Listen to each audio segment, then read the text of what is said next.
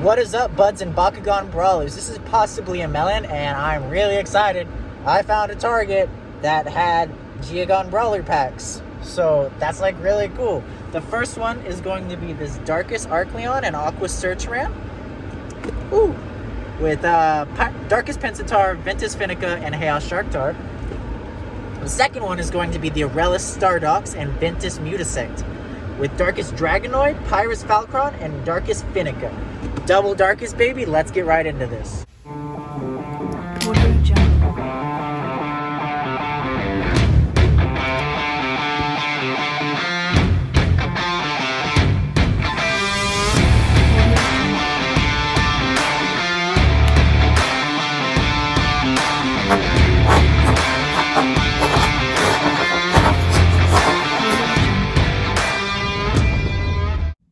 Alright, so this is everything that comes in both of these brawler packs. We're going to start by looking at the Darkus Arcleon and Aqua Certuran set,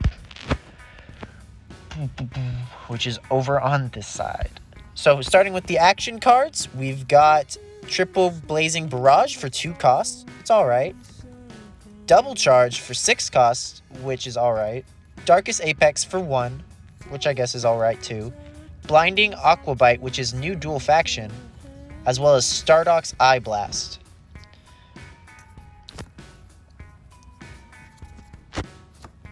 Next, moving on to the gate cards, or gate trainers, I should say. We've got this one with Fengzor X Mantanoid on it. We've got this one with Cyrus on it. I think that art is on a specific card, but I can't remember which one. And then we've got this card, which was one I was actually looking for because it has pretty nice Darkus Pyrus bonuses. Then next we have cores, and this year they're actually incorporating new types of dual faction combinations. For example, we've got Pyrus Ventus plus 400, another Pyrus Ventus plus 3 and 100, a plus 300, which is nothing special, a minus 200, which again is nothing special, a plus 500, which is alright, I guess, but 650 is still better, and a plus 3 damage.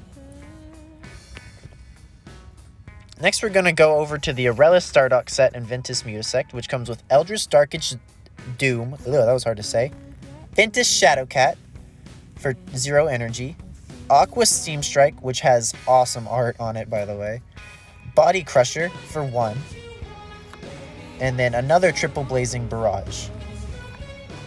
So these cards are alright, but nothing crazy, I think. Next, we've got the Gate Trainers. We've got Paravian on this one with lots of negative bonuses to almost every faction. This one with a Ventus Gilator on it, which looks nice.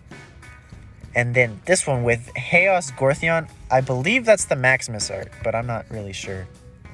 Next, we've got the Baku cores. We've got a plus 300 plus 3, nice and even. A minus 100 plus 4, which is alright, I guess. A Aquas Pyrus plus 400, which is a nice faction combo. A minus 200 minus 2, I wouldn't use it personally. And another plus 200 shield. A plus 250 plus 3, which is one of the best Pyrus, or not, best Fire Fist outside of gear reduction. Anyways, here's Sharktar and Chaos, and he's got nice gray paint as well as some fin details, I guess you could say. He's got 2 6 and 2 shields, so I don't see him having much place in many decks. But when he opens, he looks pretty cool. Definitely Shark. It looks more like an actual shark than the Ultra Bakugan, because the Ultra has the legs, which aren't really present on this version. Which personally makes it a lot cooler for me, I would say, because it's a little shark.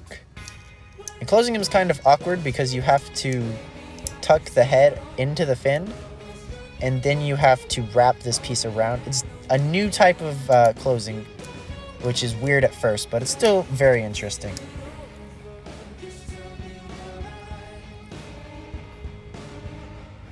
Next, we've got Darkus Pintar, with a magic shield and a green fist and Fear Ripper-like designs. He's alright, I would say. He's got the little claw details and little legs, and when he pops out, he doesn't like to stand up very well. But I guess that standing action is equivalent to his iffy 107 stat line. But when you pull out the manual legs, he actually can kind of stand a little bit better, but not too much better. He does look really interesting though, so I'll give him at least that much credit. Alright, now we've got a Ventus Finicka, which is a mold that I was really excited to get. It looks really nice in this green and lime color scheme. I think it's very nice. And when you open it, you get this cute little fox. And I love this so much. It's so adorable. Just look at it. It's got its big tail, its big floopy ears, little legs. What's not to love about this? I guess if there was any problem with it, it would be the green-orange core lineup and the mildly underwhelming stats of 605. But it's still a win just for being cute. Now we've got Darkus Dragonoid, which looks awesome. This mold is a little finicky for me, but it still looks super, super cool. Nice wings, nice horn, all the things you would expect from a Dragonoid. And when he's out and open, he looks even cooler. I love his almost hunched over posture that he's got. It makes him look almost aggressive, if you will, I guess. But his card is less than stellar, with a orange shield and helix, and a 6-3 stat line. And Victor, you get to scan, which is a new mechanic coming in this year that allows you to look at the top card of your deck, and if you don't like it, you can put it on the very bottom. So this could work for flip cards, I guess. Now we've got Darkus Finicus. So there ends up being 2 Finickas for this whole review, but I think it looks better in Darkus, honestly. But I just am biased to the Darkus color scheme. The purple accents just really do it for me. It's still just as cute as the Ventus one, but now it's in black and purple, so even better. Closing it is just the same, because it's the same mold. So you can close it up. And then we've got a orange-red 3/5, and on a red... This is Perseus Falcon. He's got 7/1 and 2 helixes, and nice orange and red piracy paint schemes all over him. He's got nice wing elements as well. And when you drop him, you actually get a very satisfying little transformation for as very few parts move as they do. He's got little gray around his abdomen, I guess it would be.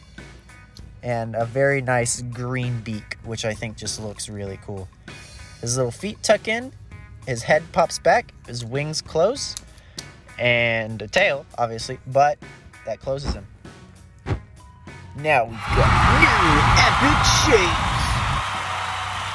So introducing Geogun, which is the new thing for this year, and of course this one is obviously not a sphere, it's a cube, which is super cool. It's got its magnet spot down at the very bottom. I like that it's marked. And these cards play like actions, so you draw them from your deck, and for 2 energy, in his case, you can play it and substitute out your Bakugan. But then you have to drop him from 1 card length onto a Baku core. Now your Bakugan can essentially tag out with this Geogun. And when he lands on the core, he kind of sits, which is kind of funny. But here he is all the way opened out, and he looks awesome. I am in love with this design. I think he is probably one of my favorite Geogun that we've seen. He's got little feet and his head, and he's very simple to close, which is actually really cool. Looking at his open form, I wasn't expecting it. Here's Aqua Certuran, and for 7 cost, 2012, he is a nice little cylinder. He can roll, which is kind of cool, even though you're not supposed to roll him to play him, but it is nice once you drop him. And I have heard that he actually can double core, which is a neat mechanic that could happen.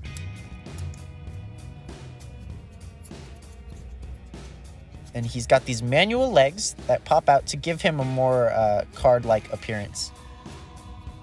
But they're a little difficult back here. There we go.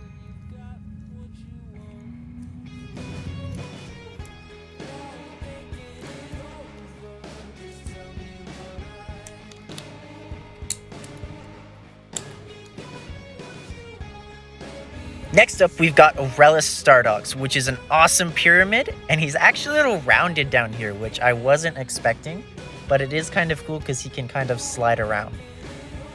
This was actually not a mold that I was super excited about, but I think playing with it, like spinning it around like that, is a lot of fun. And his card is not too bad. And when you drop him, he has a very wide presence, which is super cool. And he looks a little freaky, I'm going to be perfectly honest with you. But he is a star, so his name makes sense. Closing him super simple. You can just kind of tuck his little head in. And then just lift all of his tentacle thingies up.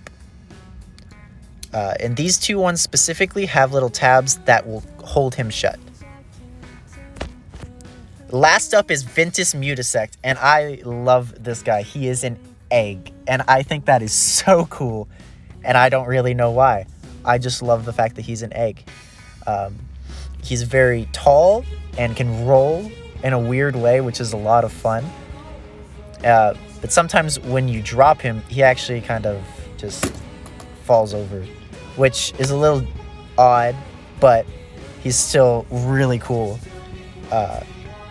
And I really love this big, tall, noodly design that he's got going on here. So definitely 10 out of 10, best egg in the game. He actually also has a little manual stinger, I guess, is what that's supposed to be. I guess it kind of holds him up, but there's really no point because you can't open it before you drop him. But closing him, he kind of just tucks in on himself in a odd little way. It's a little finicky to close, but it's pretty cool.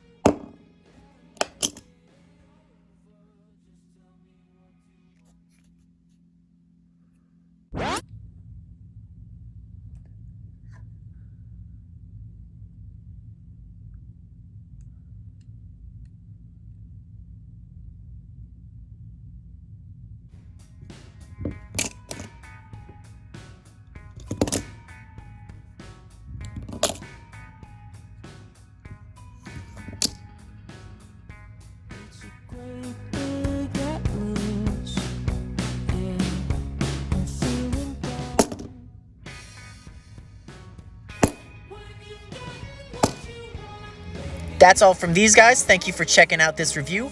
Melon out.